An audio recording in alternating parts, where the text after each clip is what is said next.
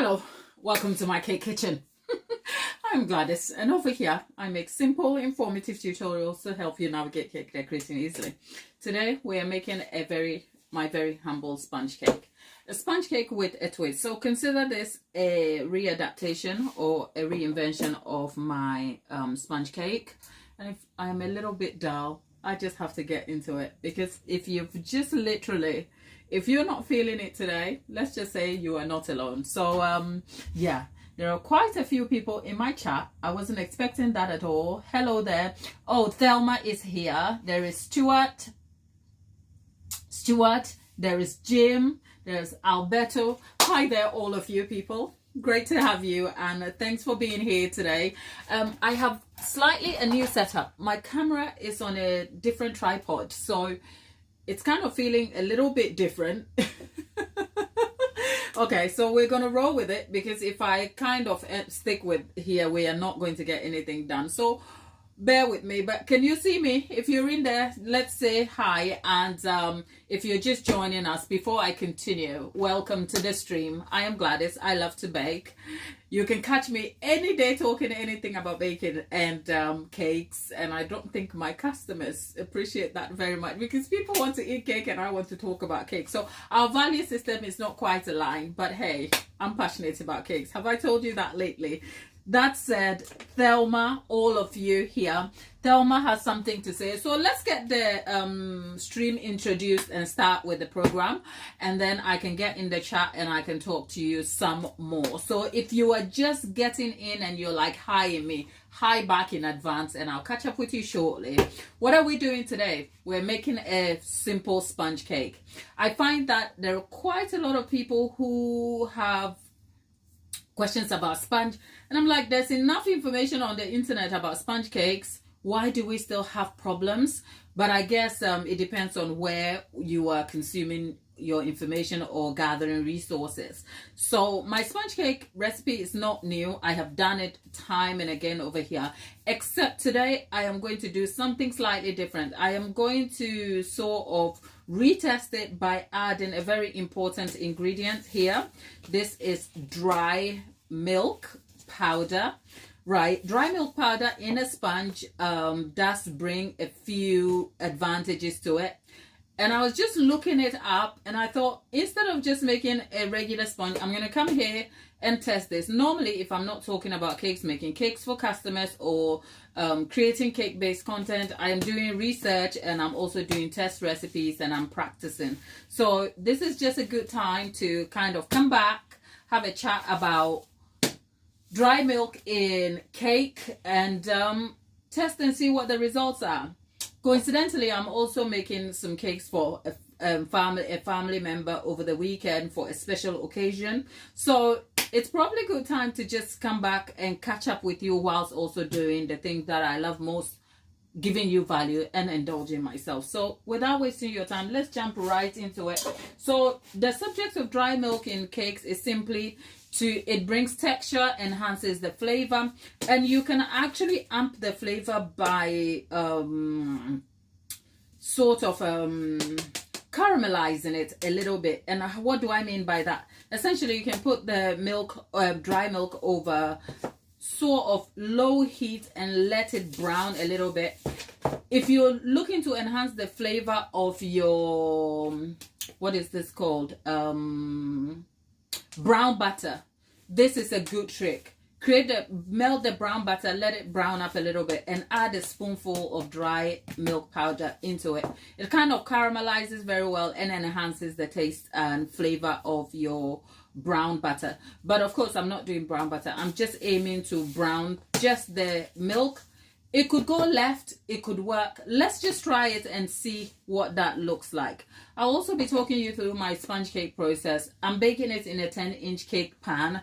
I'll talk you through all of that. And then if we have time when the cake goes into bake, I will be preparing for a chocolate cake that is due shortly. So I haven't managed to organize all my baking ingredients. So before we get into it, let's just get straight into getting our sponge, our milk, powdered milk, toasted a little bit. And why am I toasting the powdered milk? It is just to enhance the flavor, because then it brings a more intense, earthy, caramelized taste to the sponge cake. And what am I doing here with this mess? Okay, that aside, I need a steamer pan. And if you've been here lately, you would know I've been up to all sorts. Okay, we've been doing a few different things. I even came here to season my chicken Ghanaian style for you. So if you've been on the channel supporting us, thank you for being here. Always grateful for your support. Wonder what I'm looking for? I'm looking for my, what am I looking for? Yeah, I'm just looking for this tray, the base of this to settle a bit. We don't want any water or liquid coming into contact with our powdered milk at all, because that will interfere with the texture of the powdered milk. So while we are all at it, those of you in the chat, hello again. Oh, Thelma, greetings to you. So Thelma, we are affected by a cyclone, no power and network, past borders, everything becoming all right. Oh, Thelma, I am so sorry. Thelma is a staunch supporter of the channel. Okay, she is family at this point, and she is in India, and they've had a cyclone, so I don't want to lose this. So let's ignore the part where the milk powder is like this, and I'm gonna get my spoons. There's coffee on it, and then we are having 1, 2, 3. I've just put 3 tablespoonfuls just so that if some reduce in quantity, we can make up for it. But it's neither here nor there. So all I'm trying to do is just toast this over the heat slowly by stirring in. Now, like I said, this is my first attempt at this method. Never tried it before. The good thing about developing recipes is that you can be open-minded about what your outcome it is, and if it works, great. It doesn't, you learn something and then you take it on to the next retesting phase. So it is neither here nor there. So MIDI doctors, oh, MIDI doctors, thank you very much. Is it your first time being here? I appreciate you being here, and thanks for the compliment. Yeah. It can be all, I try to stay very informative on the channel, delivering you value, because not only is the lives very interactive, I also have to bear in mind there are other people who end up catching up on live replays. So I try my best. So thank you very much. And Bryson, hello there. You know what? Just joined. Okay, I am trying to make a sponge cake. If you didn't know, for those of you asking, right? I am a baker, and I'm trying to make a simple sponge cake. I'm using the creamy method. When we come to that, I'll talk you through the entire process. But today I am trying a different trick, but to enhance the texture and flavor of the sponge more than anything. I think at this point I am actually optimizing for flavor, which is that by toasting the milk, the dry milk, you enhance the flavor of the cake when you use it into it. And I think the way I'm going to use it is also going to be slightly different from how you know it, because after toasting it, I'm going to just dump it straight into buttermilk, which should cool it down, and then that will form part of the base liquid into which will be added to our sponge. So I'll talk you through all of that. And I just recognize that whilst I'm doing this, I haven't managed to measure the exact quantity of my self-raising flour and my eggs as well. So we'll be doing all of that. But for those of you in the chat, how many of you are bakers? Do you bake, or you're just interested in a baker just mouthing off about baking? I'm just interested to see where you're joining us from and what you do. I know that some of you in the UK here are at work, and sometimes you're on your lunch break and you join in to say hi and catch up with me. So all of you in the chat, I appreciate you being here today, and thank you for stopping by. That is if you're just passing by. So let's see. Remember, I did say this may work or may not work. So let's see. If I lose sight of what is happening, we might end up getting crispy small bits in there, and I have to be very careful about that. But that aside, the quantity is so little. I'm wondering, is this even worth it? Okay, let's see. So, making things, but whilst we were at it, I think, let me go ahead and preheat this oven so that I don't forget that too. Okay. So I can see it coming together, but it's not even. Some parts that have the heat more than others. Why do we bother? I don't want crispy bits. Okay, let's see. Let's see if it makes any difference.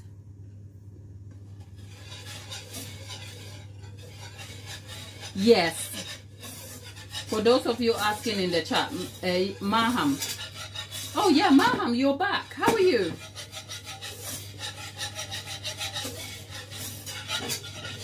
It enhances flavor and texture, but we won't know until our cake is made. So let's wait to make the cake first, and then I'll come back and tell you all about this. Okay, there you go. It's looking brown. It's gone from the white powder we had. I kind of feel like I could have just made brown butter out of this.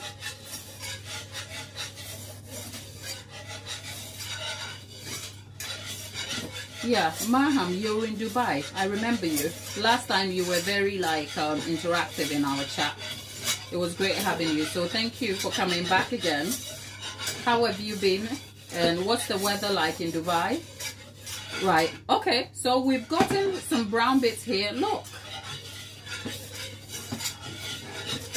Wow. Well, that looks nice, and my kitchen smells very milky and like a toasted nice caramel flavor. But yet still, when you're trying something new,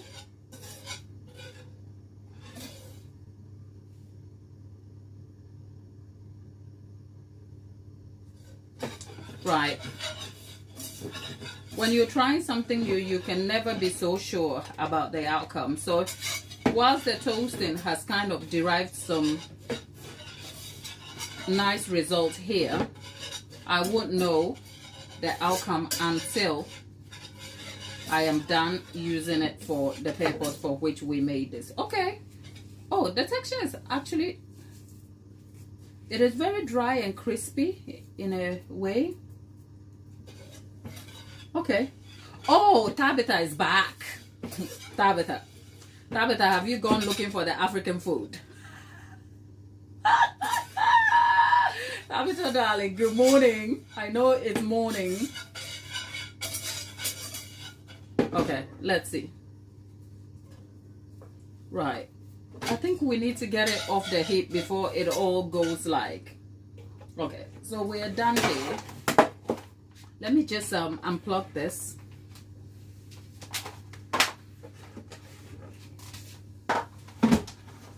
And by the way, that will be back again for other tasks. So let's have a look at what this looks like. I think if we leave it to cool, it will crisp up. And a good tip, I don't know, this is all trying. Look, my sponge cake recipe, it's great, even if I say so myself.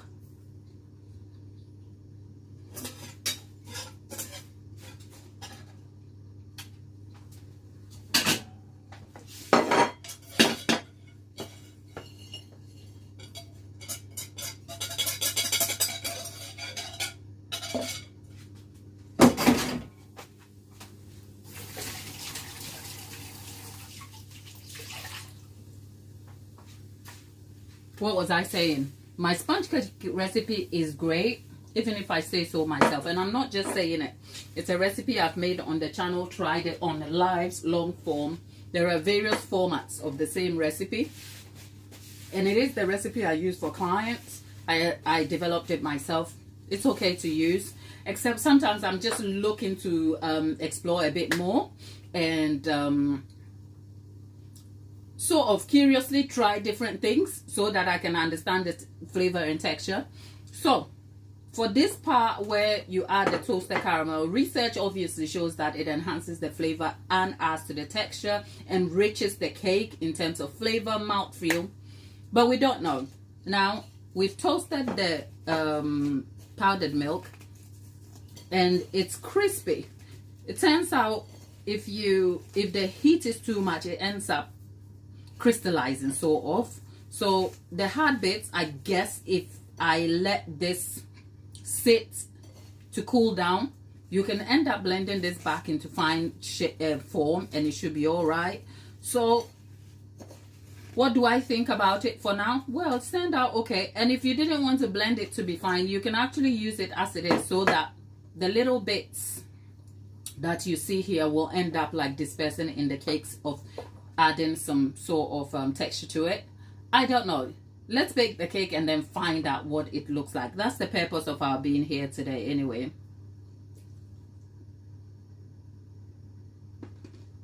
Tabitha, sorry. I posted a lady, and Tabitha is gone. Tabitha, I will put it back for you. Okay, don't worry.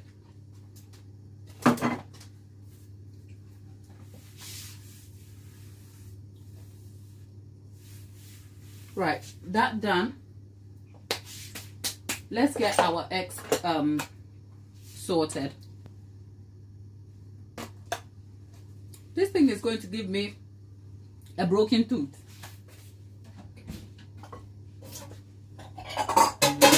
The powdered milk, I mean. And by the way, I have filmed one video of the Christmas special, as in the Christmas bake session. You should have it on Sunday. It's actually a fun video to watch, and I hope when it does come out you'll enjoy it. I filmed it right here in the kitchen, and it was actually fun. So you look forward to that. In the meantime, we're keeping you posted with shorts and different formats. So enjoy the content, and whilst you're here,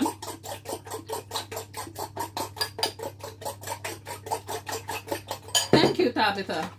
The chicken was fab, but it was so intense because I let the garlic get out of hand. I'm being honest with you. My son doesn't like that much intense garlic, so he didn't really enjoy it, but my very African self liked it, and I was like, you don't like it? That is more for me. What am I talking about? Well, I did season chicken on my last live. So if you like to go and see it, have fun at it. And we are also going to get our self-raising flour. My son has introduced me to a song I can't seem to get out of my head. I don't know if I start singing it here. I will. If I start singing it here, I might get a copyright thing. I don't know, but yeah, it's a funny song. Funny as in nice way. Right. I'm just okay. We have 453 grams of a bit of salt in there, a pinch of salt. And the idea of, oh, you should sift your self-raising flour. I'm over it now. I'm over it. I'll Thelma, for those of you who want to know about the ingredients, I'll talk you through all of that. Matthew, good morning. Oh, I suppose you're not in England here, Matthew, because it's not morning in England. It's nearly 2 p.m. over here in England. So for the ingredients, for the benefit of those of you who want to know, some days I kind of feel like I've done this 1,001 times and it's on the channel already, so you can find it, but I wouldn't take that for granted. So let's talk through what I have here and what's the intention. Over here we have caster sugar and margarine. Now, When I use margarine, I am optimizing for texture because margarine tend to enhance the texture in a light way. Whereas butter, because butter settles at room temperature, you tend to have a more dense and tight crumb, and it's not super light as I would like it, which is why I go for margarine. However, if you decide to go for margarine, understand that you are hugely compromising on flavor quality, because butter does tend to stand up tall when it comes to the fat basis in bacon. So can I do 50-50? Yes. This particular recipe is super adaptable. You can swap parts of the margarine for butter. You can swap the same quantity for full butter. You can swap it half and half for brown butter. And you can swap it for oil too. And we have 325 grams of the margarine here. I am using my preferred brand. Where is it? Where is it? Girl, I lost my head. Okay. Let's Flora. Flora, okay? That is it. Flora, my self-raising flour. And we have caster sugar. Now, you can swap caster sugar again for granulated sugar. The difference between crumb integrity and quality is very subtle, I should say, because we have some liquid here. Over here, I have 110 mils of buttermilk. Now, why am I adding buttermilk? You can add butter. You can add milk instead of butter. The difference is that I am adding buttermilk to enhance moisture, so that the cake is moist when it bakes. In that case, I don't have to add sugar syrup to enhance the moisture quality of the cake. However, buttermilk also has a secondary role it plays here, and the secondary role is that it also, buttermilk as an acid, tends to slow down the production of gluten strands in the cake, which means it tenderizes and helps to give you a very soft textured crumb. Now, when you swap that for milk, milk would add richness, milk would enhance moisture, but it doesn't. What milk does is it doesn't do what buttermilk does. Now, one way you can bridge that gap or sort of enhance milk working slightly close to buttermilk is when you swap buttermilk here for milk, which is full fat whole milk, add 2 tablespoonfuls of vinegar, because then the vinegar ends up working with the milk, breaking it down and making it sort of work like buttermilk would do, but they're not the same thing. So ensure that when you're substituting one thing for another, you understand how that thing works. That aside, there's 110 mils of buttermilk here. Now we have 275 grams of eggs. This is about 5 to 6 large eggs broken and mixed together. I will add here that over here we work with broken eggs that are measured. We don't do we deshell the eggs, if you like. We take away the shell and then we measure it. So what I've measured is the eggs not shelled but broken, 275 grams. That should work for the quantity and ratios of other ingredients we have here. Now, the caster sugar, we had 425 grams, right? So we have 325 grams of fat here, and we have 425 grams of caster sugar. There's 275 grams of eggs. There is also 445 grams of self-raising flour. You saw me add a little bit of all-purpose flour. I don't tend to use all-purpose flour at all because the use of self-raising flour in the UK, we have spoken about self-raising flour and flour and flour. My American people, I am so sorry. Over here, we have self-raising flour that is optimized with rising agent, which is the leavening in it. So the use of self-raising flour, for me, eliminates the having to use any other secondary leavening like your baking soda or baking powder. However, as you can see, I ran out of self-raising flour, and today I wasn't feeling it. I didn't feel like I wanted to go out and shop. I'll be shopping later.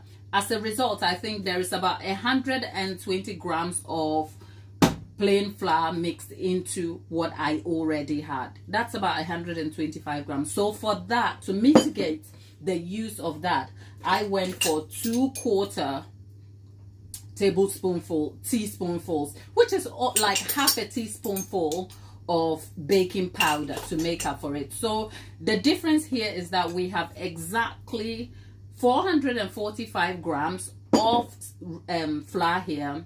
125 grams of that flour is plain flour, and into that I have added half a teaspoonful of baking powder.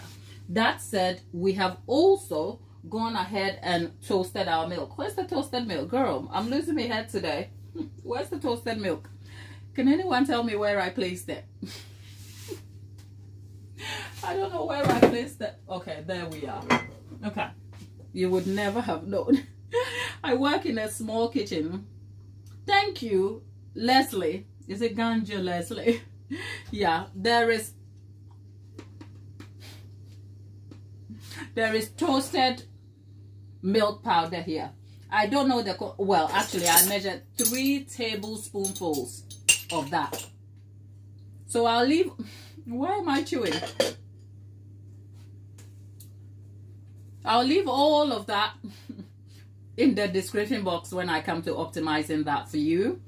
In the meantime, let's move along so we can make do of our time here. But for all of you in the chat, Tabitha, where are you? Thelma, Maham. Yeah, so I did say if the milk is clammed up after toasting, you can grind it back or you can sift it. So a good tip is that use more than you need, so that when you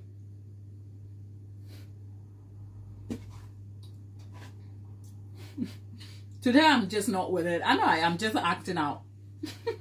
Ignore me. Right. I say that to say the stuff is so good, but it sticks in my teeth. Ignore me. Right. So if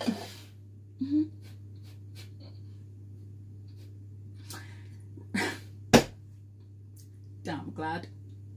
Stay here. Now I'm doing an inner self-talk. Okay, so if you want to toast the milk powder, use twice the quantity you need so that you can measure out what you need. So for instance, for the 3 tablespoonfuls, I should have probably made it 4 or 5, so that after getting this, I can sift and then measure out the 3 tablespoonfuls. I hope that kind of makes sense.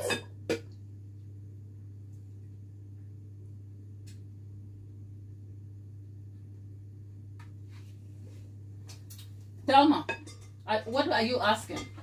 I don't think I understand what you're saying. But for convenience today, I am using a stand mixer. I will always say for the quantity of what I've just measured here, you can use a hand mixer. Just for the quantity, you can go for a hand mixer. Ah, Thelma, I think I get what you're saying. Yeah, I will finish the milk before Thelma is concerned. I will probably eat the toasted milk before the cake is done. Yeah, I think my African mom. Leslie, thank you. Leslie thinks my mixer is gorgeous like me. Hello? Hello? No, I'm kidding. Okay. Right, so we have our butter, our fat and sugar in here, and into that it's going to go some vanilla. We pour our vanilla with so much love over here, but the actual quantity is 2 tablespoonfuls. It will work like a trick. Okay, now timing and visual cues are important here. So how long are we creaming this? About 4 minutes, 3 to 4 minutes on medium high, which is about 3 to 3.5 on this mixer. If you're using a hand mixer, probably you'll have to cream it a little longer, but it will be all right. Tabitha, yes, you could swap the buttermilk for sour cream, except they don't do the same thing. The thing they have in common, however, is that sour cream will bring extra fat and also enhance it. But yes, I think a simple answer is yes, you can swap it and similar result. They are not the same thing though, right? So sour cream, creme fraiche, yeah, you can do. And even yogurt.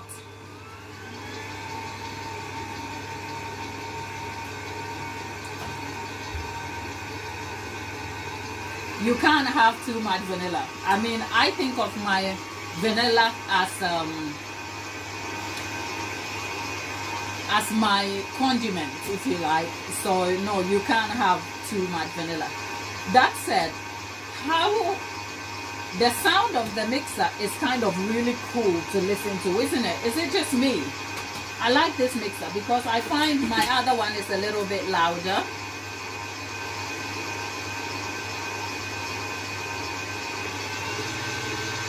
And whilst you're here, if you're new, join the team, subscribe to the channel, let's be friends.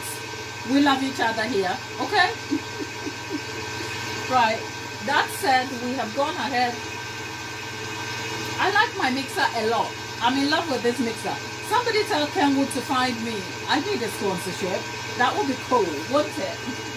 I've been banging on about this mixer for a long time, but I bought it with my own money, okay?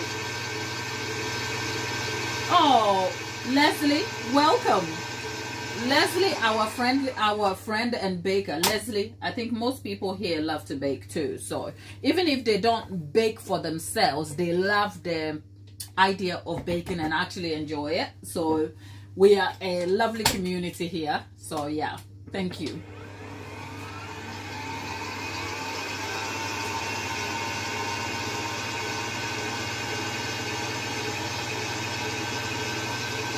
Tabitha has something to say. Leslie says she's a baker, so she loves this. Thelma wants to get a mixer like this. And Tabitha says, is the workhorse helping you to bake a great cake? I won't be able to taste unless I make it in my kitchen. My dear, you know what? I keep saying it is my dream. Actually, you know what I'm going to do? I am going to actually throw a spanner in here and add the milk powder into the base here. What difference will it make? I don't know. We'll find out when it's all done.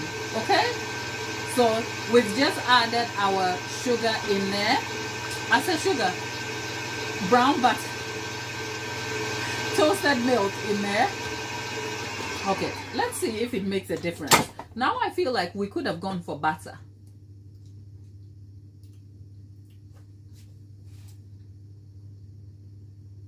People, if you have known me for the longest time that I've been baking, that stuff tastes different in a good way. But let me not over egg it. We'll see, because sometimes the taste is great, but we need the texture to come through. Okay, so let's not get ahead of ourselves. Right, Leslie, I'll talk about that in a moment. I actually introduced it. We're making a sponge cake, but I will revisit the subject in detail when the mixer is done. Okay.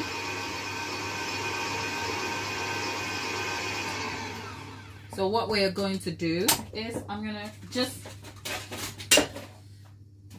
get the other size, and remember I gave you the time with about 3 to 4 minutes, and the 3 to 4 minutes eliminates the inconsistency and doubts.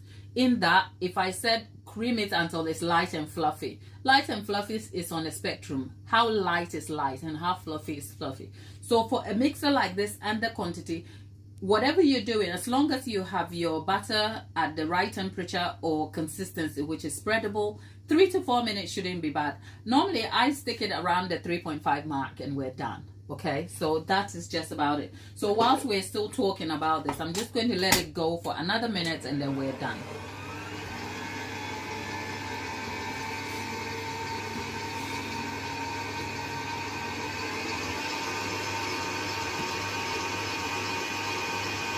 Leslie, you want a cake? Don't you worry. You're a baker, so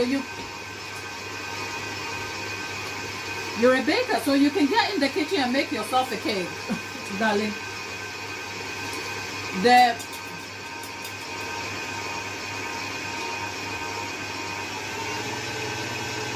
So let me tell you a little bit about what it actually annoys me to no end when I am testing things, and I feel like I'm the only person eating and testing stuff in my kitchen, because it doesn't bring context and opposing views, or at least another opinion. It doesn't bring secondary opinions, so it kind of feels like I'm only left with my own opinion. And even though I can trust my opinion to a very good extent, I am still open-minded to know that varying opinions and viewpoints enhances the strength of an argument here. So I say that to say, when I put the dry milk in here, suddenly the margarine doesn't feel margarine anymore. It has like a very strong, rich butteriness to it. And the flavor is really good. And by the way, the vanilla, this is not pure vanilla extract. I need to make that distinction. It's a vanilla blend, because pure vanilla extract is obviously vanilla pods or vanilla leaves placed in some sort of liquid and left to marinate for an extended period to soak up the flavor, which then causes vanilla to happen. The base normally is some sort of alcohol, but you can adapt it slightly to suit your own preferences if you're making your own vanilla extract, or you can buy it. Neither here nor there. It's a case of how pure vanilla extract comes with a price. For instance, I get this for £25 from Amazon, but if you went to Costco, I think it's about £15. So it's a £10 difference. But in recent times, my closest Costco haven't been able to stock this for me, which is annoying. So I have to buy it for £10 more in on Amazon. So that's about £25 for about 473 meals. So think about round it up to 500 meals, which is about, is it 17 meals less, if you like. I'm just being pedantic. My point is, for up to half a liter for £25, is it worth it? It's neither here nor there. Taste, mouthfeel, and flavor is important to me. Now, the difference between this and this is that if I were to, the ingredient listing in this bottle is you have, where is it? It is made from vanilla beans and soaked in, vanilla beans in water and alcohol with a 35% alcohol content, right? This is what you call vanilla blend. So if I were to label the ingredients, there is quite a lot of things that I can't even begin to tell you. It is quite a lot. So much that the color that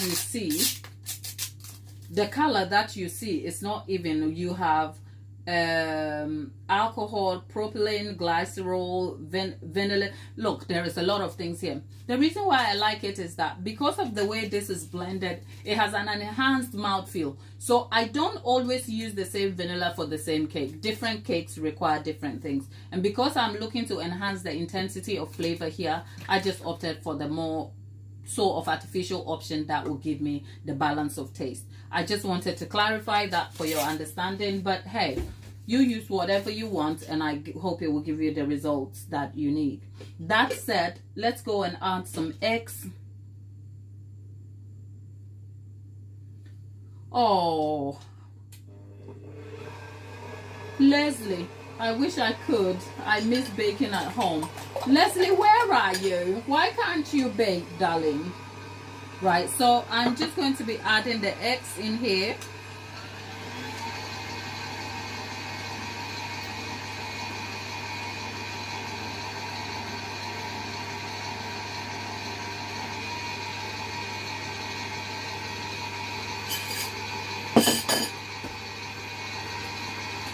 Now, let me just go ahead and scrape everything on the side into.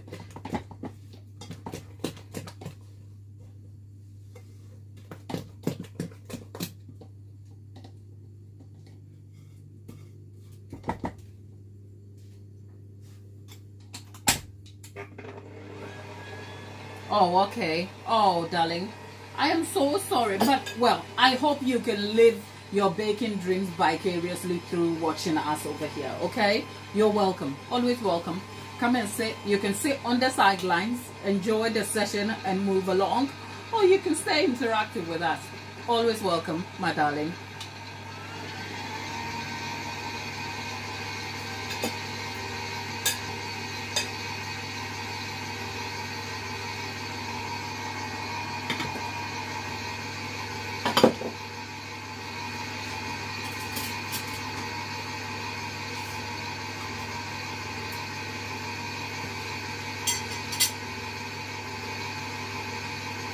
I actually like this toasted milk. I like it. Thank you, Leslie. You know what? You're a blessing to us too. So thank you for stopping around, because this is a huge place, you know. The internet is so huge. You could, it's like the middle of, it's like being in the ocean. You could be anywhere. All right. So it's great to have you. And I really, really hope that what we do here brings you some comfort, and in the community you'll find yourself some company too. All right. But for me right now, I am like,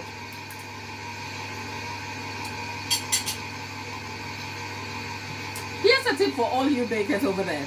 If your batter tastes nice in its raw form before it's cooked, that's all you need to know, that this is going to be a good one. Okay.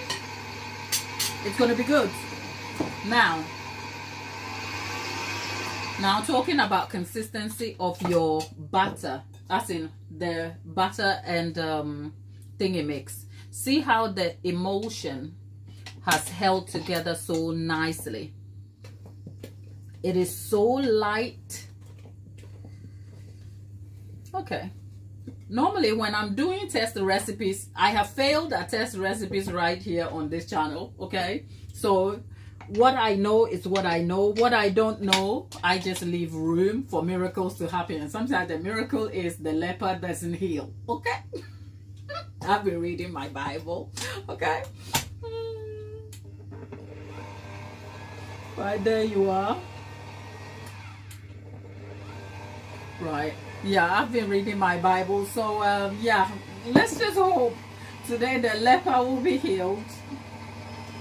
And the miracle will be that we will get some great results. I am adding the flour, and we are alternating that with the buttermilk. And yes, lovely Leslie. Oh, Thelma, I love you. Thelma tells us in the chat, God has his own plans to make Gladys fly. Oh dear, where are my wings? Because right now I could fly to Elon Musk's. I actually said I want to fly to his house, but what I actually mean is I want to fly in his spaceship. That's just by the way, people. I know. You know what? My community here, thank you so much. Like, I don't make a sing song about it a lot, because it just makes me awkward. If I'm not talking about cakes, right?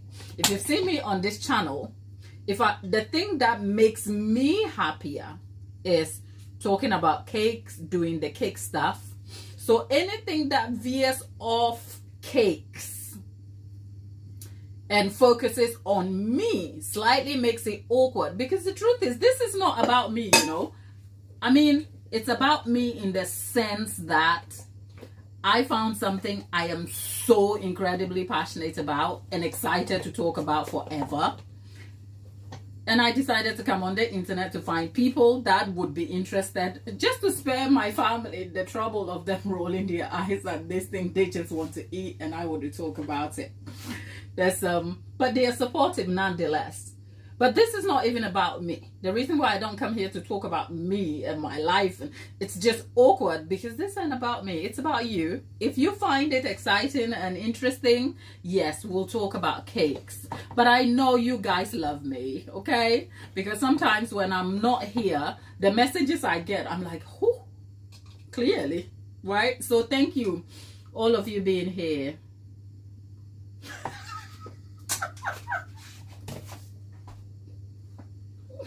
I've been misreading the message. Thelma says she meant God has plans to make Gladys fly, and by fly she means family. And I'm out here. I mean, Tabitha, jollof is always good, my dear. Jollof is a good topic any day, everywhere, my darling. Okay, there we are. So we've got the batter mixed together. Let's have a look.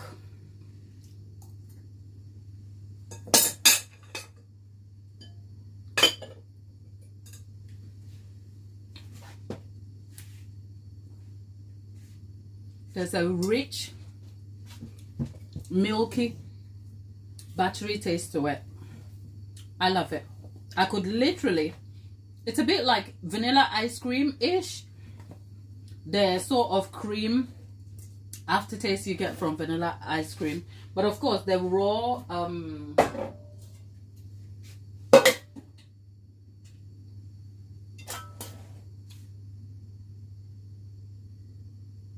the raw flour comes through, so I just want to be careful with that. That said, let's get our, this is a 10-inch pan, by the way.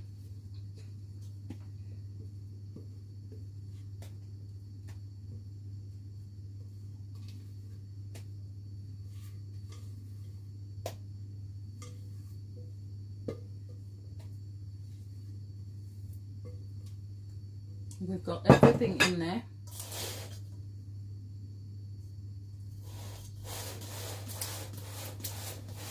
Tabitha, I have one person who keeps banging on about how I don't want raw eggs in my, what do you call it? Buttercream. And yet, yes, I'm over here tasting raw eggs. I know. You know, sometimes you gotta just take one for the team, okay? So I do it for the love of you guys, okay? But yeah.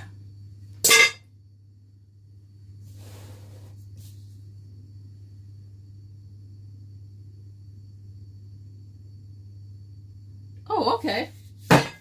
I'm learning something today about raw eggs, right? And if you wonder what this is a flour nail.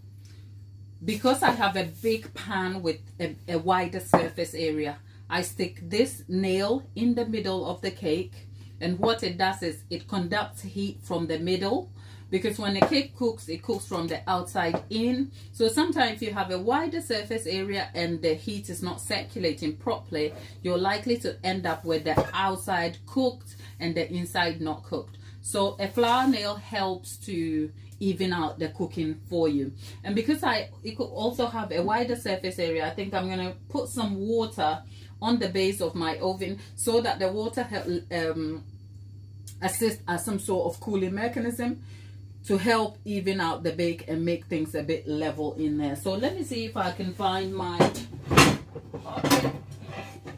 have an oven tray here. I'm just going to get some water.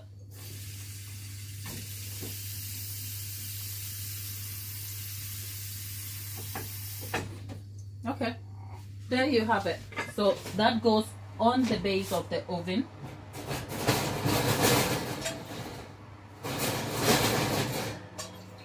Okay, right, that goes on the base of the oven.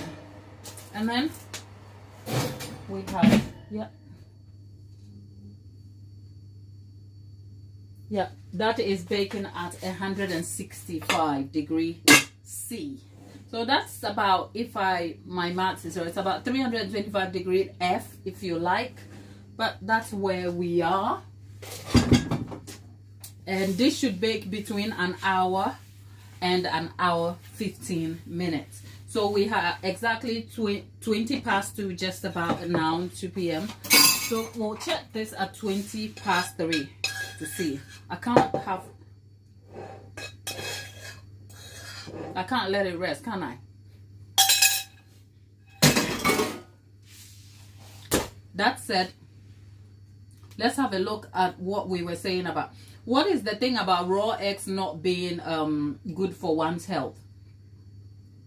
I think I know raw eggs are not healthy in the sense that they do contain bacteria and can have foodborne bacteria that would cause illnesses to you. So as a result, using some form of raw eggs at all, first of all, they're dangerous for pregnant women because of the vulnerabilities in pregnancy.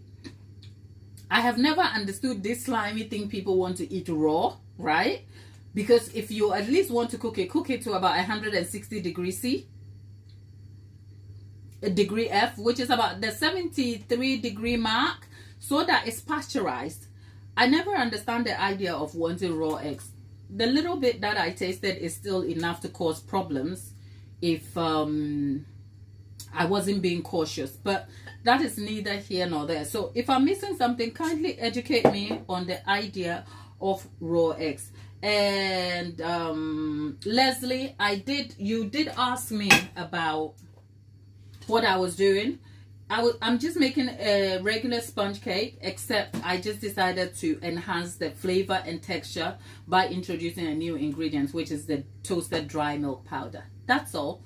The sponge cake itself I have created on the channel time and again. I've adapted it into cupcakes and a cake. I've created so much video tutorials on the subject. You shouldn't miss it, right? Right now, I need to create a cake base, right? I need to create a chocolate cake base for a chocolate cake that I am going to be making. And we are going to be starting that right now. Christ. The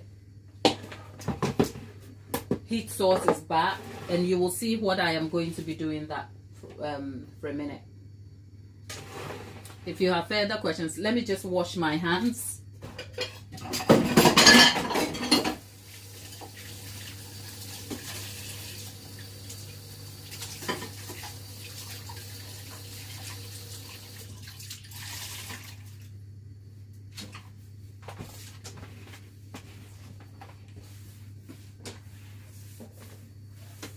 I have quite a lot of work to do, you know. I have these 2 cakes to make. They're huge. I have a 7-inch tall cake to serve up to 30. And I have a 10-inch cake to serve 40, if you like. So that's what I am doing. But I'm not doing everything here. I'm just going to move on to making the chocolate cake base. We'll talk about that a little bit. And right, so Leslie, what's your favorite cake? All of you in the chat, if you had to choose a cake, what would be your favorite?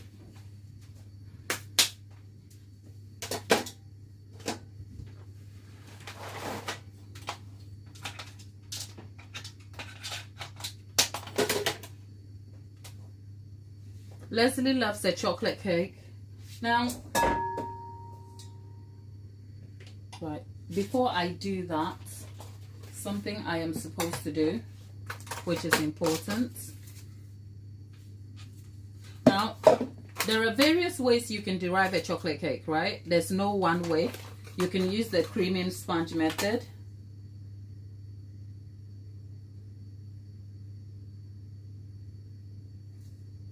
Okay. Tabitha, what's your baking experience? Do you bake at all?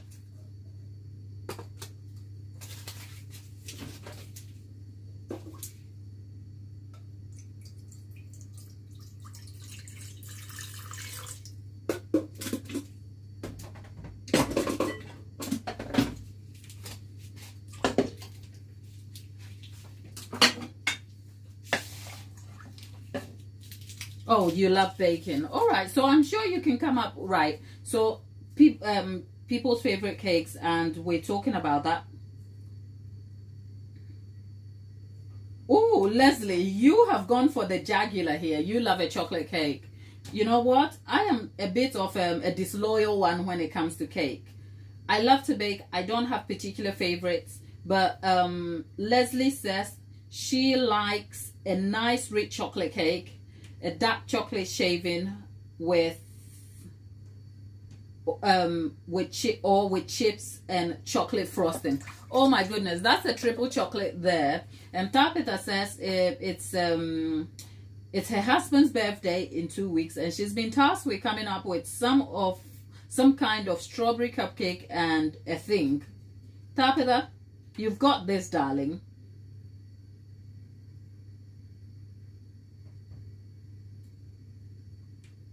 Oh my goodness, Tabitha, I love your story. Tabitha has baked since she was a baby.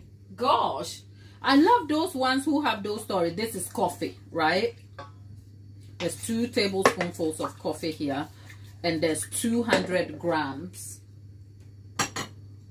There's 200 grams of just water in there. You can actually replace the water with Coca-Cola or some soda of some sort. It actually makes for a better outcome for you if you did that. But I don't have that today, so I just went for 200 grams. And then I'm going to add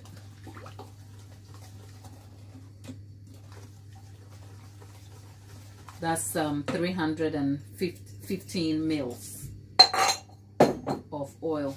You can swap parts of the oil for butter if you like. It will still melt anyway. Wow. In that case, I suppose you have so many baking stories to tell, Tabitha. I would love to hear some of your baking tales. That hasn't been my story. I only found baking when I was older.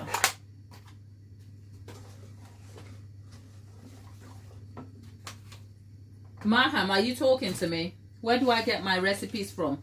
I develop my own, darling. Most of them I develop on my own. Well, never mind, I've been doing this for 10 years anyway. So 10 years is a long time to understand recipe development and ratios. So I don't develop recipes on a large scale as something I do. I just develop them for my own business, if you like. That said, actually, what am I doing? That said, I have also baked with other people's recipes on the channel just for educational purposes. And actually, when I like a recipe, I'll tell you. So some of my best recipes here that I have enjoyed: Claire Saffit's chocolate cake with the German chocolate buttercream. Amazing. I made it on the channel. I've tried Sugarology, her carrot cake. Amazing too. So yeah, I develop my own recipes, but I'm happy to talk about other recipes that I have found online that have proven useful. Okay.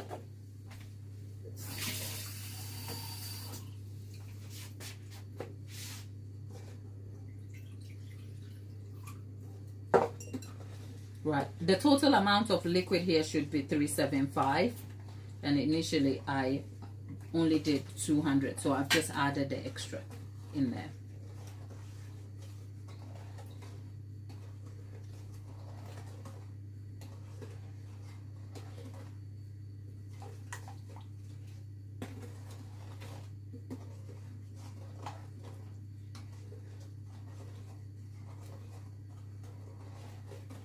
Girl in the world, thank you.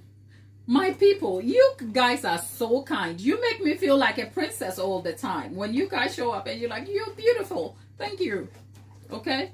You guys just make me feel so special every day. Every day is Christmas over here for me, isn't it?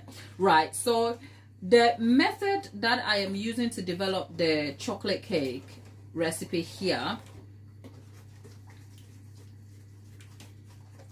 is just that I am developing the base liquid here, and then that will be added to the dry ingredients. The intention here is not to cook the sugar and everything I have here.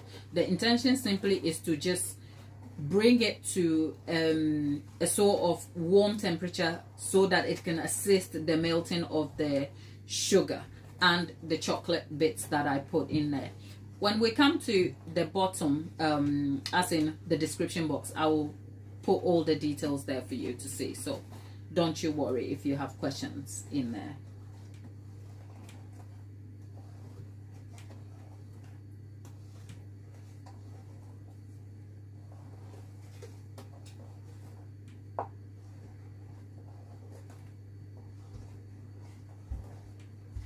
Oh, there's an interesting chat developing in the chat there. Let's see. That's Leslie and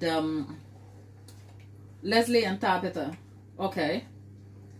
You can always make it sure, right? So, wow. Tabitha has been baking since she was a baby. So she says she loves cooking and baking for family and loved one. It's kind of a love language. Okay, join the love language of cooking and baking, people here. Well, I do too. I think my best cakes are for family and friends more than the ones I've sold. You could pay me for cakes, but the ones that actually make me happy are the ones I've baked for people that I care or love. Yeah? Okay. You need some coffee. I know.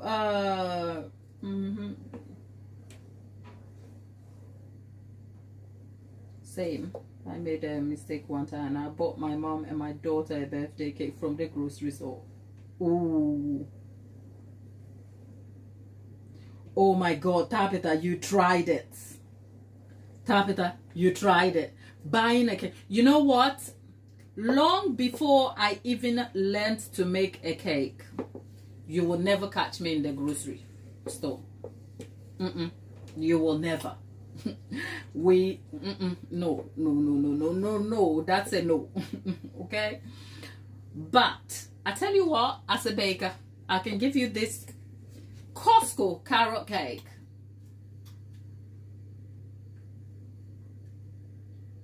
It's life.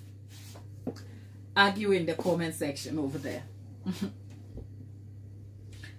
Costco carrot cake is life. Okay? Costco carrot cake. So for those of you who are interested in knowing the ingredient quantities here, there is 315 mils of vegetable oil, 600 grams of sugar, which is 300 grams of granulated sugar, 300 grams of brown sugar.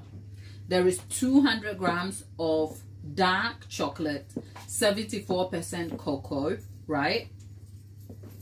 Then there is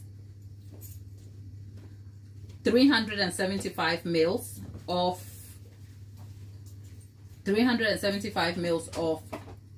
warm water, and then 2 tablespoonfuls of coffee. I hope that kind of makes sense.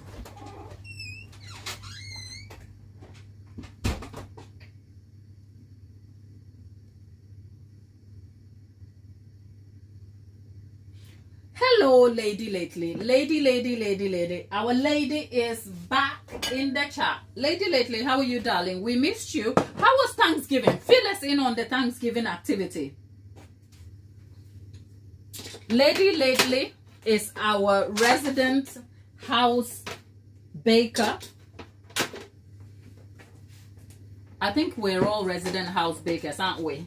I think at this point, Lady lately and Tabitha should hang out and have a competition and see who, because Lady lately's experience is like, wow. All of these, you guys started baking long before I was born, my dear. But it's a pleasure to have all of you nonetheless, right? There you go.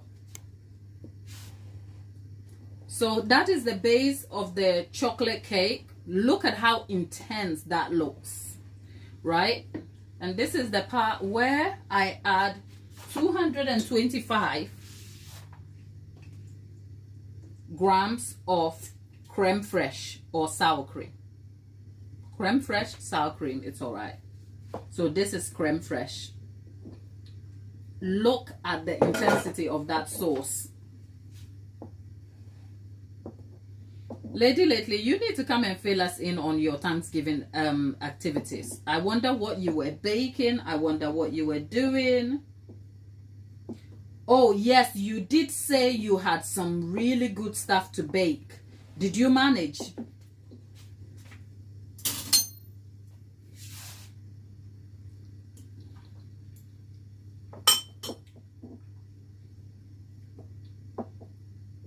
My people, this is so intense. I don't know what to do with myself.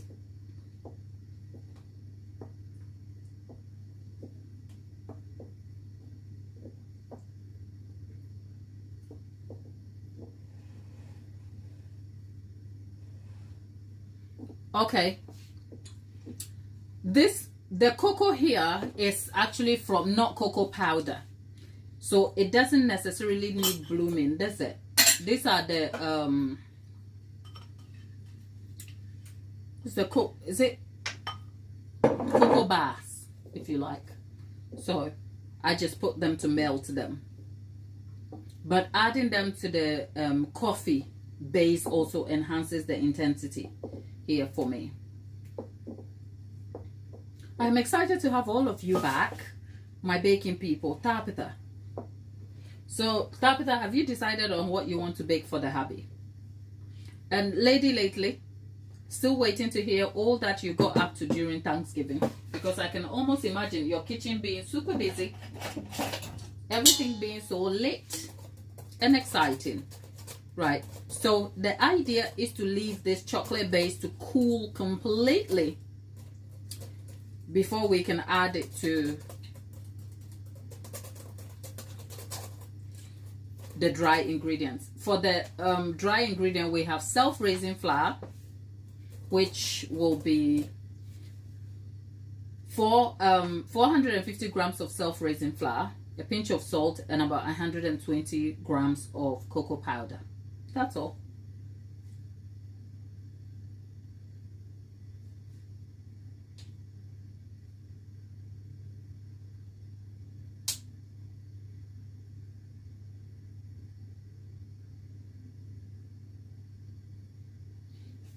Oh, Tapita, thanks for sharing that. I am so sorry.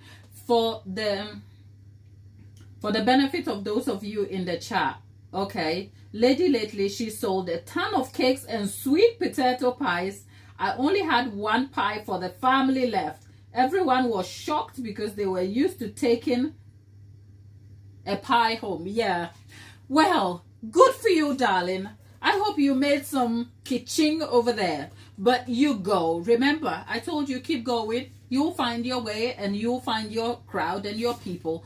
But God, them sweet potato pies must have been so good. Where's mine though? Because now you and I are going to have a problem, isn't it? Because sweet potato pie, I think that would be amazing. Right? And Tapita is sharing a little bit of a personal story. Her husband's father, which is her father-in-law, passed in August. And they shared, her husband and his dad shared a love for apple pie. So this year, the husband didn't want apple pie because it was hard a dessert to enjoy. We can understand that. First holidays are always hard. So instead, what did you make? You made him an apple crisp for Thanksgiving. Oh, well, I hope, well, that would never make up for an apple pie, the one he loves. But eating apple pie will never feel the same anyway. So I hope whatever you made him, he appreciated it and enjoyed it nonetheless.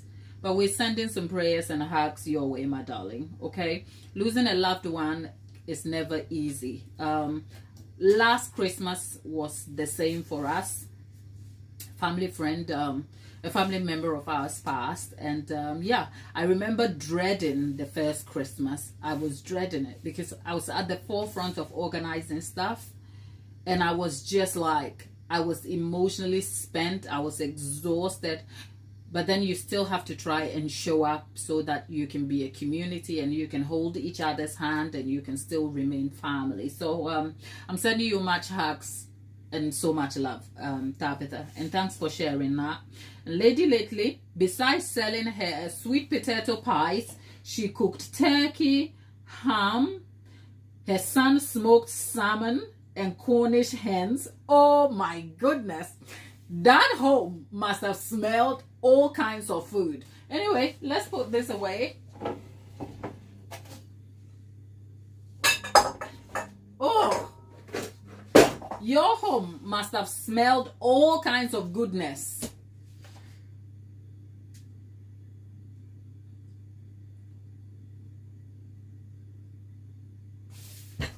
My people, you're all busy. What am I doing? I don't know. I don't know. Okay, Leslie, I shared your channel website. I have some friends. Oh, Leslie, thank you. Leslie, thank you so very much. Sincerely appreciate.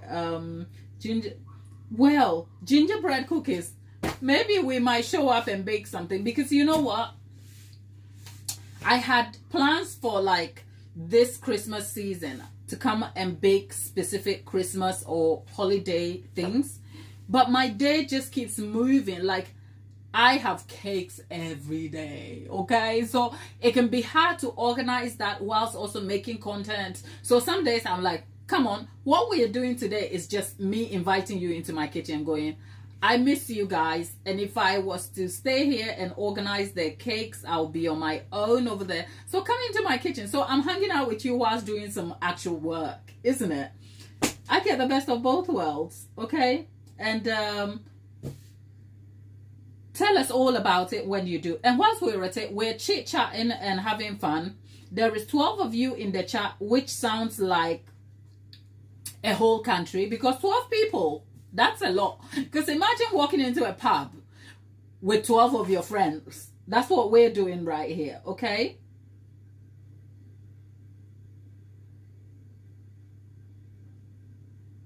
Oh my God. Oh, Tabitha, I am so sorry to lose 2 people. God, why have I got a tear in my eye? God, you people don't kind of make me cry over here. All right. Okay. Yeah, that's a lot, Tabitha. I am so sorry. Okay, that is a lot. Losing 1 person is bad enough. Losing 2 in such close proximity, I'm sorry, okay?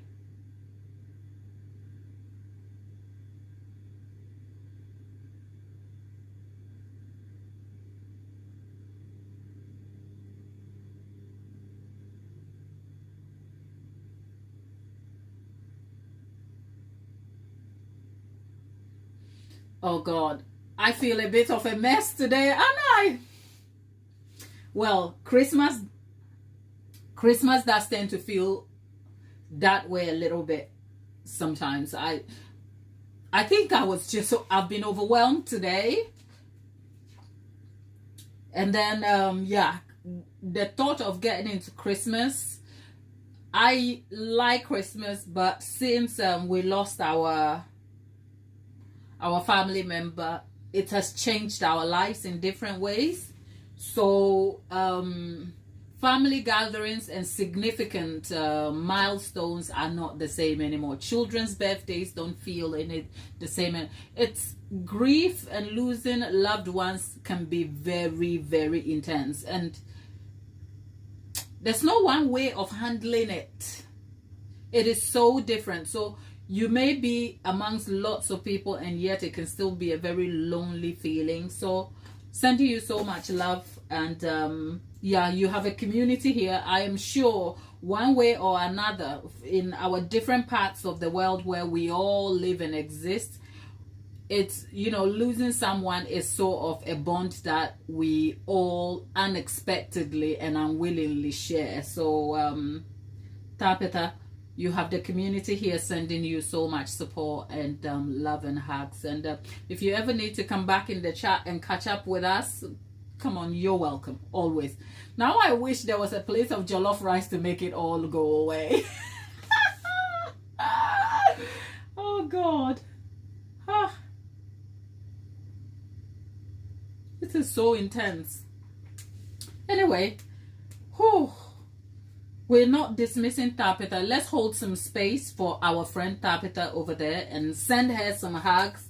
Put some love emojis in the chat. And there's 11 of you over there. So do like the video if you are having fun. I know, you know what? this is the reason why I say we are not just a baking channel. We're a community here where we support each other and we look out for each other.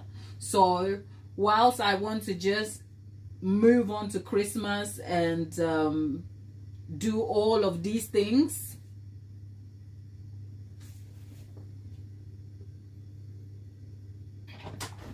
okay. Tabitha is sharing a bit about her life. She says she has felt since she was 8 when her grandma passed, because she lived with her parents at her mom and dad's, and lost grandma at 8, 1 week before. Oh my goodness, darling. Thanksgiving has never felt the same then for you.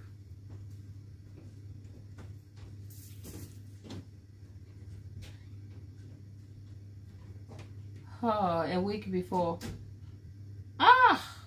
Tabitha, you are going through it, isn't it?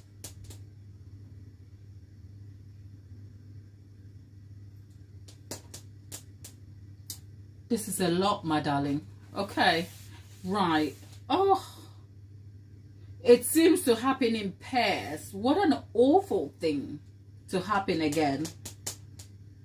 How are you feeling today, though? I know we are talking about it, but sometimes, like, talking about it is one way of dealing and coping and handling it. But how are you feeling today, Tabitha?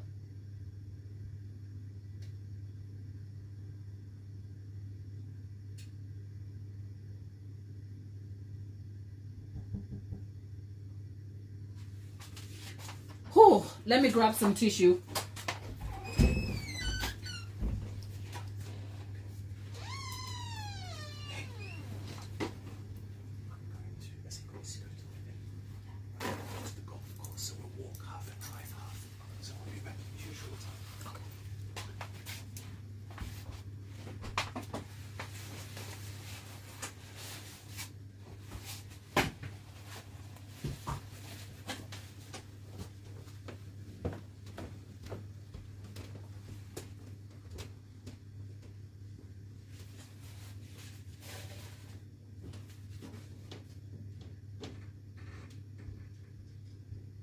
Oh, whew.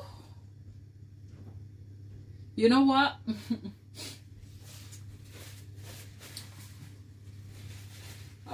I almost forgot that my dad passed away just before Christmas. He passed away in November, just before Christmas.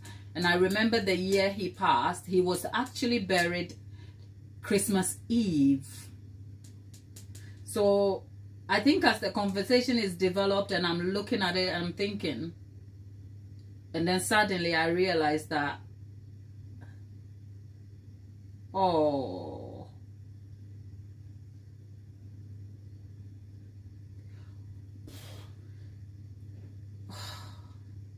Tabitha, you know what? I guess the holidays, as joyous as they are and as exciting as they are,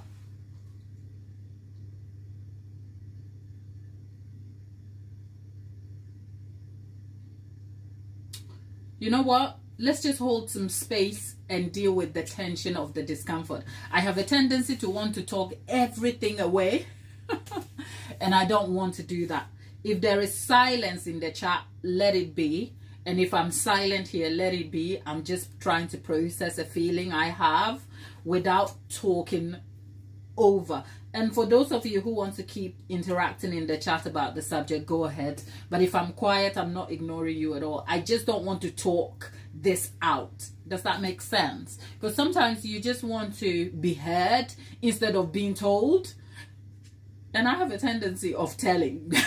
Okay, so, right. So for Thelma, all of you in the chat who can relate to losing a loved one, before, after, within the holidays, my heart goes out to you. So let me just tidy up whilst I kind of shake my head a little bit. Okay.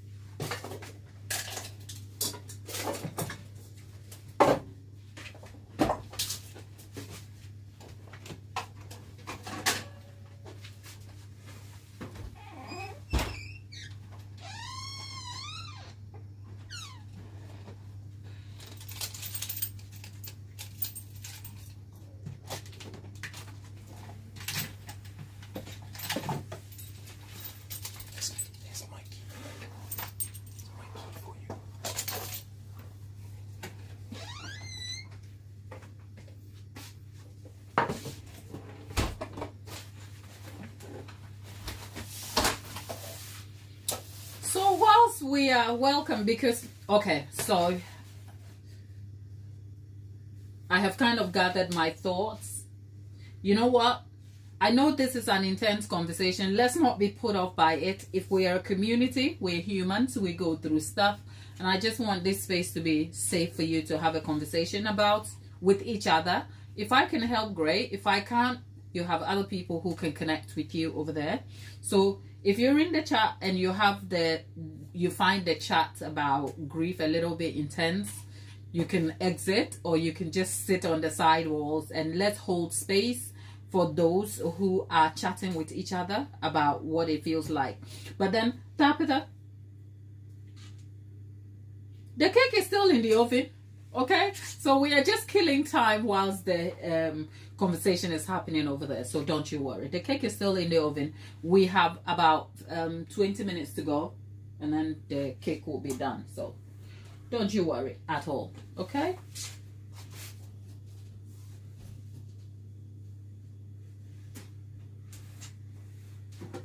The chocolate cake we are not going to be making right now. The chocolate cake we are not going to be making right now because the sauce has to cool completely before I can use it. But for the cake, we will wait for it to be done, and then we can. The cake is not done yet, so there we have it.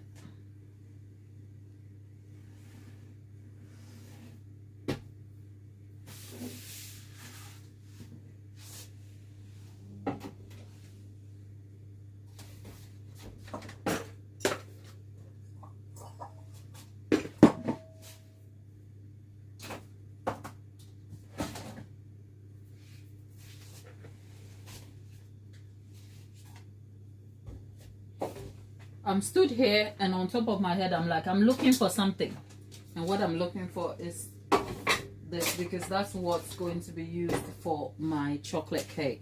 But whilst we're at it, I'm just tidying some.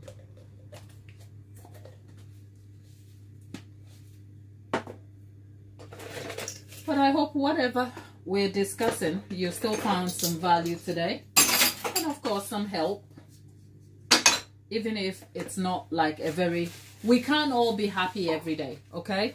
Some days life just happens, and we just have to think about each other.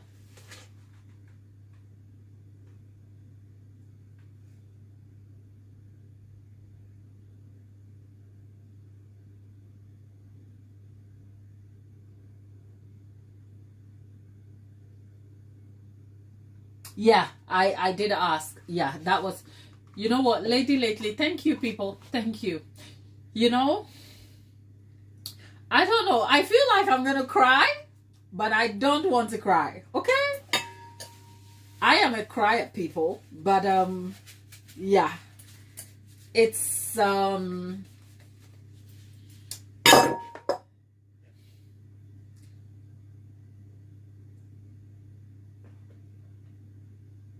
thank you.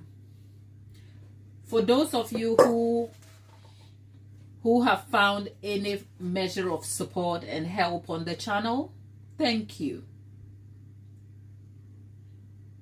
Because the joy I feel by being here is not even for the validation. I mean, having nearly 7,000 people, I don't know what it would look like if I had each one of my current subscriber numbers. If you had to meet up, we would be enough to fill a small stadium. Don't you think? 7,000 people, that's a lot, right? But the intention to be on this channel was never for that purpose, believe it or not. And I know that sounds so humble and that sounds a little bit pretentious, but believe me when I say the intention was never. I understand the value of having the numbers, and I actually aspire for the numbers to get bigger, okay? But the intention was never to attract that. The intention was always to show up and give my best of something I love so much, something that has seen me through some really challenging times. Baking is my happy place. So if you have such a connected feeling to something you do and hope to do so well, I think the excesses of that is what shows through. And I just want to say thank you to all of you. Every time I come on here, I know the internet can be a cruel space, and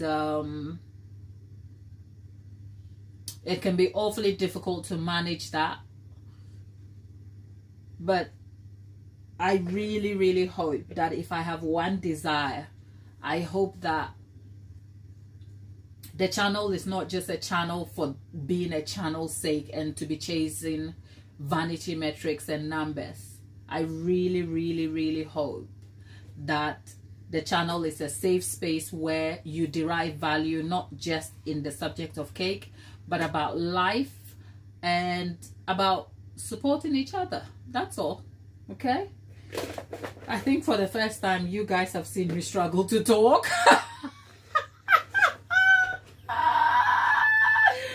Right, so yeah, vanilla cupcake. So Tabitha, back to, you're making a vanilla cupcake and strawberries, and then maybe a vanilla whipped topping, and send some my way, Tabitha.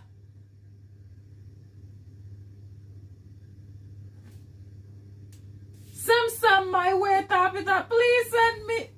Look, if you don't send me some here, you will not.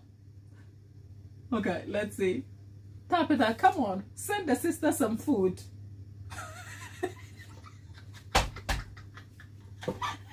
Come on now. Oh, Lady Lately Gladys, you're transforming lives and giving hope. I'm honored to be a part, and thanks everyone. Thank you, Lady Lately. Thank you. Thank you so very much. Thank you. I appreciate all of you. And I imagine that one day, okay, one day, can you guys imagine? Let's speak this into existence and work towards it, right? One day, we will have a show on the road. It's the Gladys Cake Kitchen Baking Live, where we will come to a city near you. We will hire a small space, and I say small because if you want to make it interactive, you can't make it a huge thing, so that all we can hang out, we can talk about life, we can hug each other, and then we can eat some cake. Sounds amazing, doesn't it? But apparently I will have to achieve some vanity metrics to get myself a manager. But you know who is my biggest manager? The guy upstairs. He's called God. He makes all things perfect in his time. So he's the person that I look up to for guidance for the channel. And yeah, maybe one day, not so long, one day. Because say, I imagine what it would look like if I had, say, 10 to 15 people in a room. And because I want it to be such an experiential thing, I wouldn't probably want the big numbers. I don't know. Maybe I'm talking because I haven't seen the dollar yet. I'm kidding, okay? You guys are just amazing. You guys are. That's here. Chocolate with strawberry compote. You don't, I mean, that's the choice. There's conversation in the chat about the options of dessert for Christmas and the holidays. I mean, the thing about baking, if you have a baker in the family, the baker is looking to fulfill their own need of excitement, okay? Because baking becomes a thrill for you when you enjoy it. So every opportunity to dabble in something like grand and random is exciting. And then the rest of the people are looking at you thinking, what's she doing? Right? So a chocolate cupcake with strawberry compote, that sounds like death by chocolate, Tabitha. I will show up with some jollof rice if you invited me. But I have to get a visa first.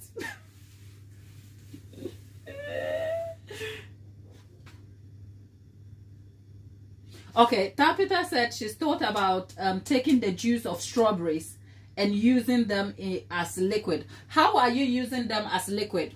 Because if you just juice the strawberries and use them as liquid, they will break in the batter and they will change the consistency of your batter. Okay, they won't flavor your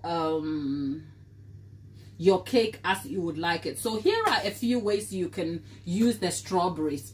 You can actually cook the strawberry by itself down completely into, I don't want to ruin it. It's not jam, but if you make it into the compote, like if you cook the strawberries, crush them when you harvest them, sprinkle some sugar, and then cook them down like you would compote. And then when you make your cake batter, add a little bit in it and swirl it. So when you bake the cupcake, you end up with like the strawberries caramelizing as well in the cupcake.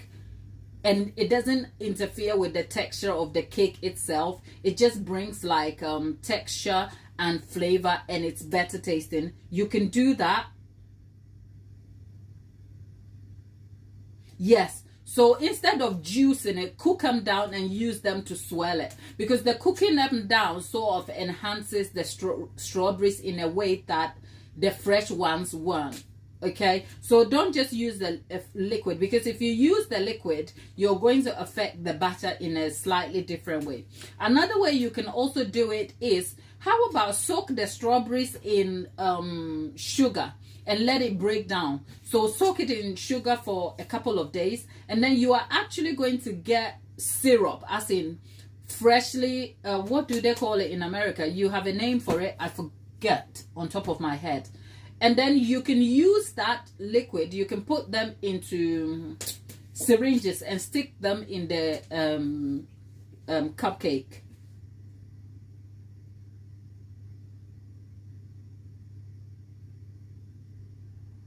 Yeah, my dear.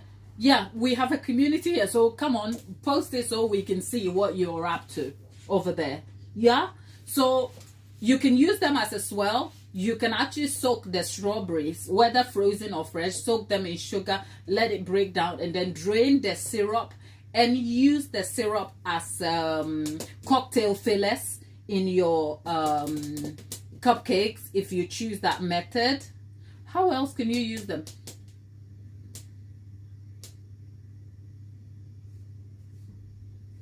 Yeah, there's also a suggestion, you can freeze dry them and use the powder too. Yep, yes, the powder will be better, but the freeze dryer is expensive though, unless you pick one from Amazon. Let's go and have a look at our cake here.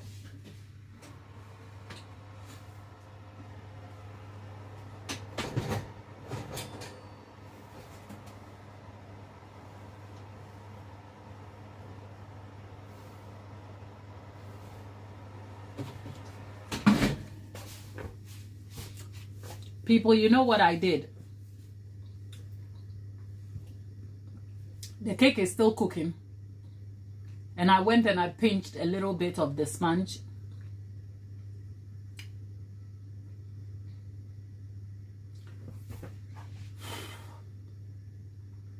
The cake is good.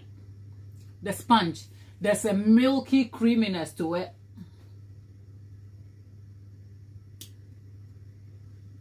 Let's finish baking and we can talk some more about all of that, okay?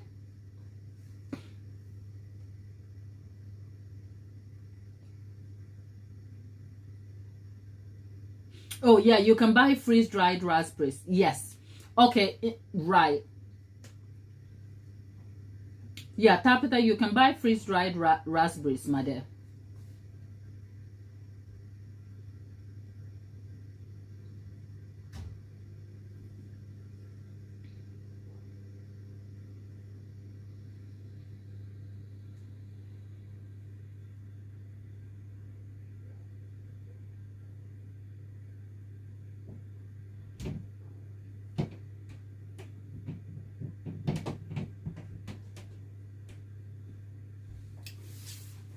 I think our cake is going to take a little longer to bake, but hey, I am here for it.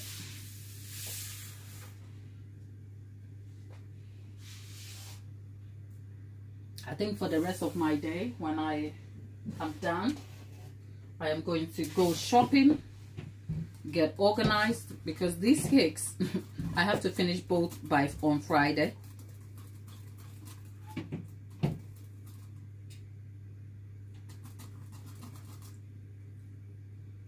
Oh, ma'am, you have some good ideas.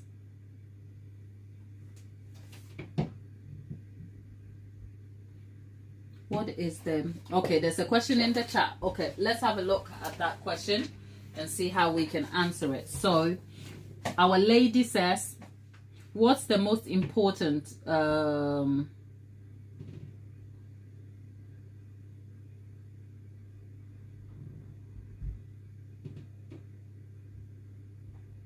Right, I think the question, I'm missing something.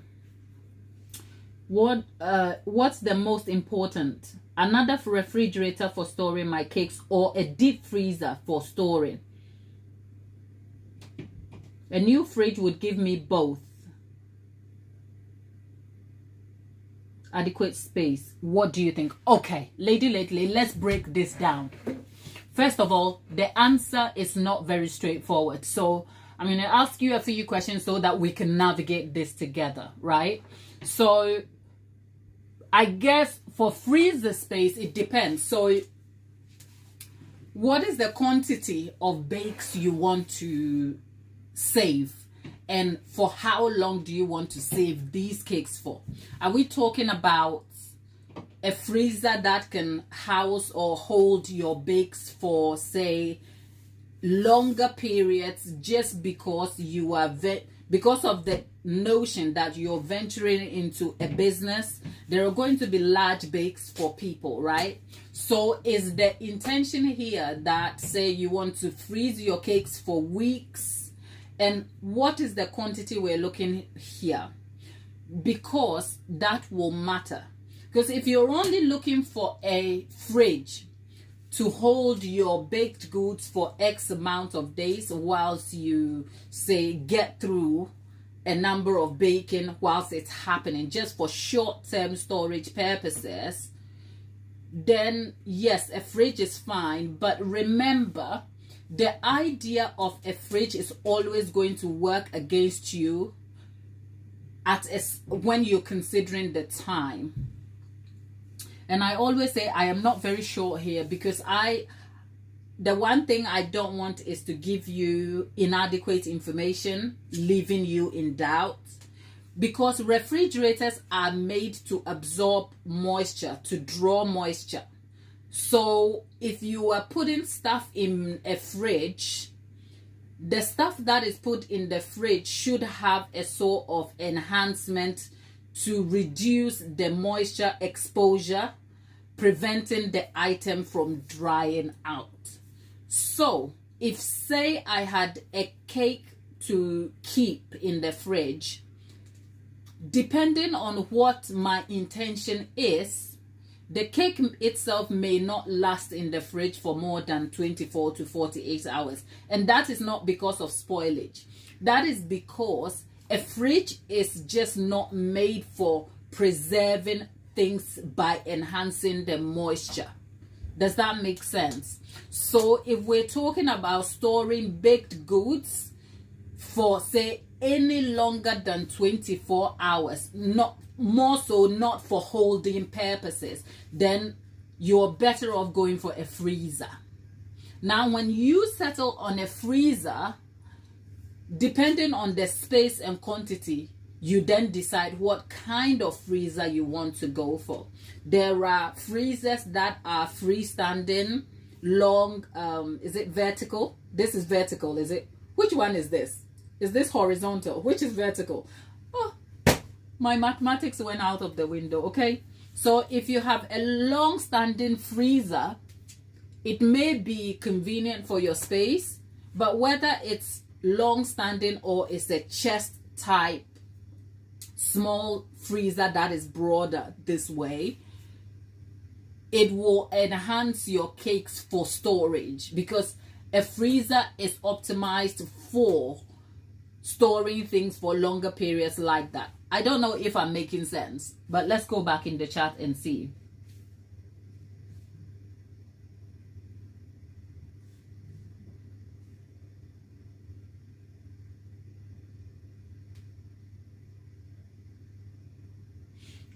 Okay.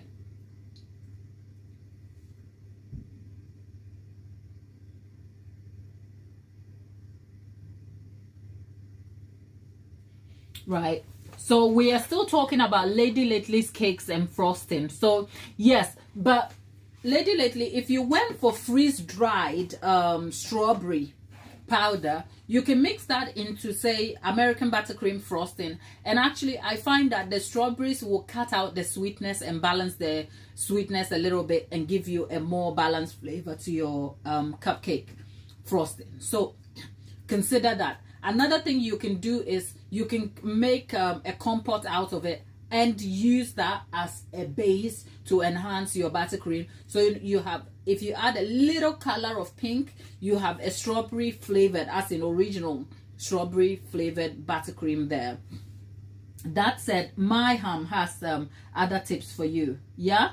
And Lady Lately, I love the refrigerator. I wrap for overnight storage. I wrap them in the freezer. Yeah, you should always, if you're just storing overnight, you, whatever you're doing, you should always wrap them. So you love a fridge. Okay, so if you want the best of both, ideally, if you go for a fridge, would you consider the fridge that has a freezer storage space so that you can have best of both? But I find that if you want to save your fridge for your cakes for longer, say for instance, part of the reason why I haven't considered on developing my business into large scale baking, you know, it's because I have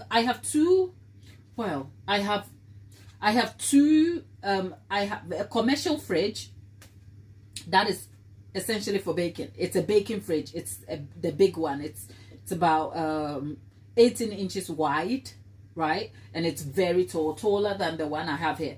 The one on my side here is a kitchen fridge, right?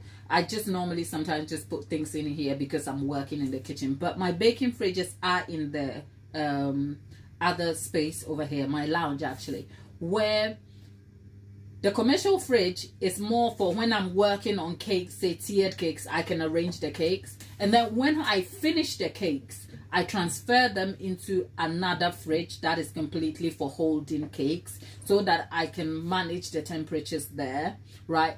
But when I need to bake for days and freeze, I have a chest freezer, but that's more for kitchen use. So I don't have the space for large scale freezing, if you like, but that is mine, my inconvenience. So if you like a fridge, go for it if it works for you. But I think for where you're headed, you might also want to get a 50-50. I don't know. What do you think, lady?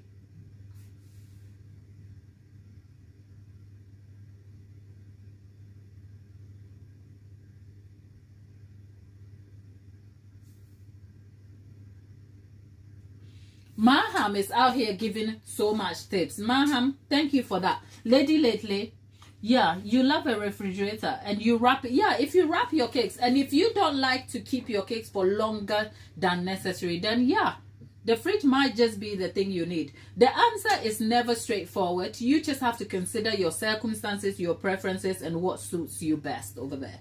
Okay, so let's see where...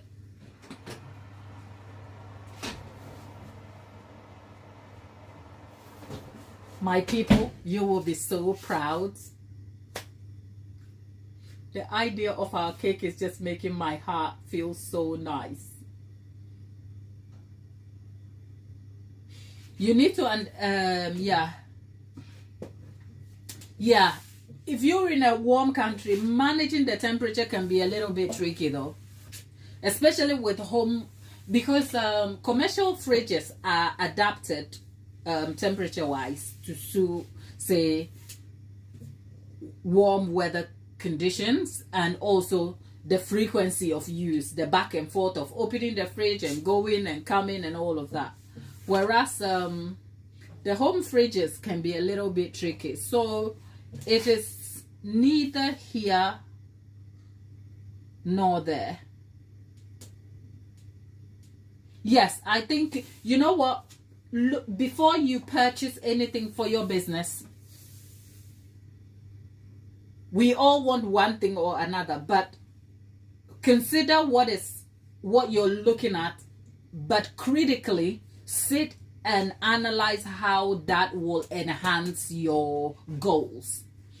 So, and especially right now, considering the conversations we've had about the possibility of you developing this into a business and growing, if you're going to make an investment, don't make an investment that will shortchange you. So say if you want to pick up a fridge, I guess budget matters, right? But say if the difference between what will serve you now and what will serve you for a little longer is probably say $100 to $150, then wait and top it up so that you can get the thing that suits your circumstances. So look at your needs. Ask yourself, do I want to freeze my cake, say, because of these pies you made for the people who bought? How many did you make? And if you made more, would it have been bought? And what actually stopped you from making more? Maybe it was the space, maybe it was managing the quantity because you couldn't keep them for longer and they had to go. So you think, okay, if this is something I'm going to do I need a freezer that will hold these pies for me so that I can at least bake weeks in advance? Look, if I had a freezer space, I would be baking, I would probably have more cakes to bake in a day than I do. But because I bake fresh to go, it can be awfully difficult to bake for everybody and to manage the amounts. But that said, I really hope you come back and tell us how you progress with that. And for you, Tabitha, post the cupcakes in the community post. Now let's go see what's happening to our cake. Except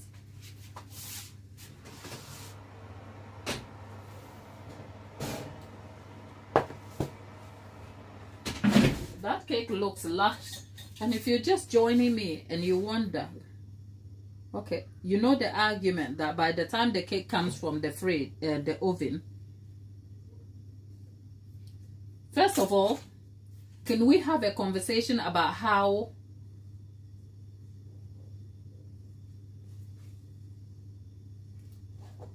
lady, I will talk to you in a moment, but can we have a conversation about how even this cake has baked? Can we appreciate how good and level? Mind you, this tin is 4-inch deep and the cake has baked about 3 inches. So, okay, lady lately is saying she felt swamped for Thanksgiving and she could have made the cakes ahead and managed time wisely. Right. So you see, identify if that is a need for you. If you want to make an investment in a fridge, we'll say if you had to make pies for more to save for a week in advance, you're better off going with a freezer than a fridge, because more than a week would just affect your quality. So in that case, you might want to consider a freezer that will hold the pies and you can plan and be more efficient in advance. Does that make sense? So it's neither here nor there. Matime.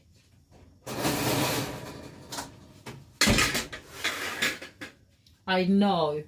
It is perfecto. Look at me. Okay. It is perfect. Now, let's try and flip it over. You know what I did? I just literally took this out of the oven because it was in the oven. So let's see. Right. Okay. Okay. So that is our sponge cake made with the milk, the, what do you call it? Is it dry? What is it called again? It's come out okay.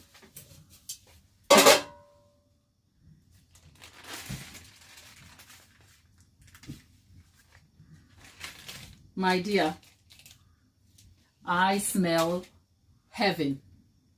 Okay?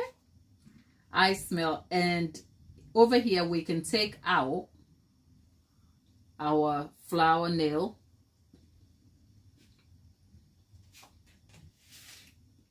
My darlings, I hate to ruin it for you, but the flavor of this cake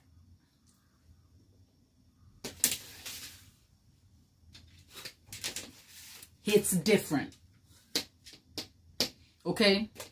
First of all, there is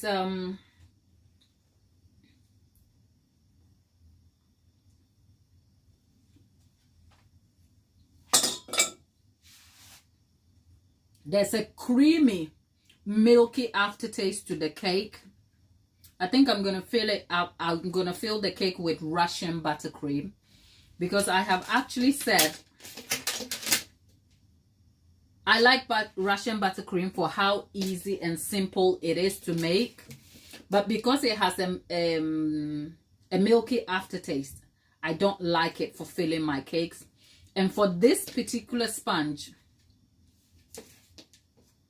Russian buttercream or German buttercream will be amazing, because German buttercream has the custard base.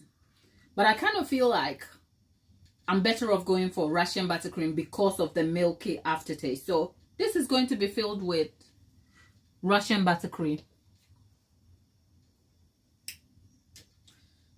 And gosh, it is so good.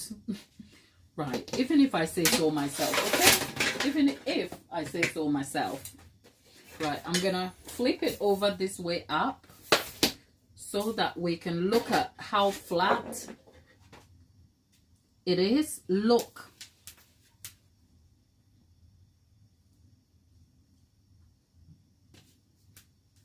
And the crust of the cake is so delicate.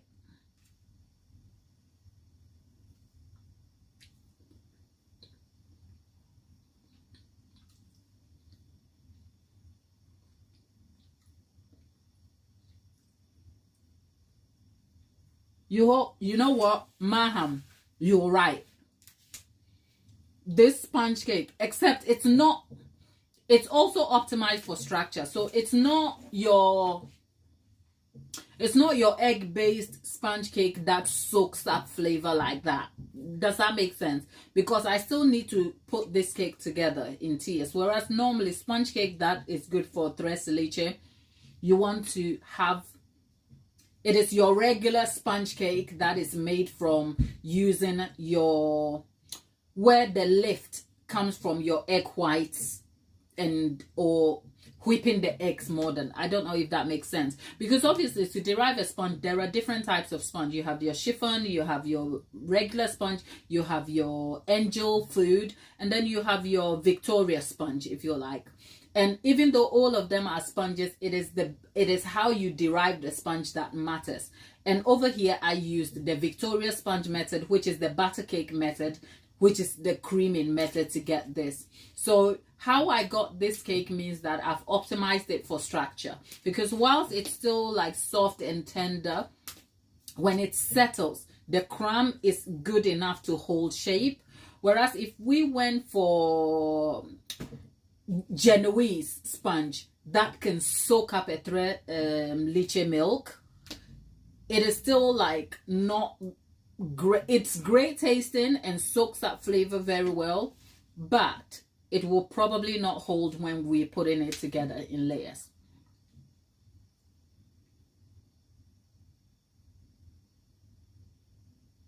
Oh, that's the chiffon cake where you beat the egg whites to stiff and then add it, correct? That's the chiffon cake, right? Is that, which one is the Genoese sponge? I'm a little bit confused now. Right. I think I need to go back to my I need to go back to my actually no, Genoese is when you whip the eggs and the sugar up for it to the ribbon stage, and then add the white your dry ingredients in it. That's Genoese. Some people say Genoise, whatever the name is. It's kind of French or whatever it is. It's spelled Genoise or something like that. So Genoese sponge. But the chiffon is when you make the cake, you mix the dry ingredients with your egg yolk, then you whip the egg whites to stiff peaks and then add it. So the point here is, whom am I talking to? I know I'm talking to Maham. The point here is that there are different types of sponge, but you have to identify what you are using your sponge cake for to be able to determine what kind of sponge you are going for. I made a pineapple upside down cake that employed a bit of the creamy method and the chiffon method to give me the cake. But that said, our sponge cake, oh, it's a basic sponge. Yeah, you're right. So that said, our cake looks made. Good thing is that it's not burnt. It's baked evenly. It's amazing. I'm going to flip it all the way back again. And I'm going to wrap this up quickly. Obviously, I'm not putting this in a freezer. If you baked your sponge like this, and it's so warm, you can wrap it up and put it in a freezer. It will come out great. I am not doing that. I'm just going to wrap it so that it will trap the heat that will retain in the cake. And I'll leave it on a countertop so I can put it up. I can put it together. I already have one baked. So I'm going to have 3 layers of the 10-inch, and I'm making a round 10-inch cake, and then we are going to pipe like details around it and whatnot. So I'm just going to wrap that in cling film, but I won't be doing that because if I did that now, we will not have a thumbnail for this video. So I guess I'm gonna have to leave it for now. But otherwise, my people, it's 3:30 already. We have covered quite okay, right? So there was a conversation going on whilst I was still talking about sponge and sponge and sponge. So yeah, Tapita, what about French buttercream or Italian? I just wanted something. French will do because French is very sweet, and so either French, Russian. So I think I only chose Russian because it has the milky aftertaste. But French will do. Italian, I don't fancy the hard work. Okay, it's too much work, and I don't want to. Okay. But that said, I think I might go for Russian buttercream.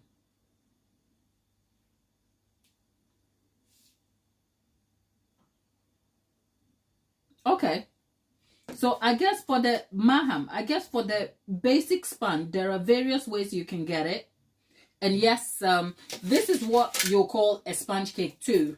But I just think, I wonder if it will soak the milk very well. That said,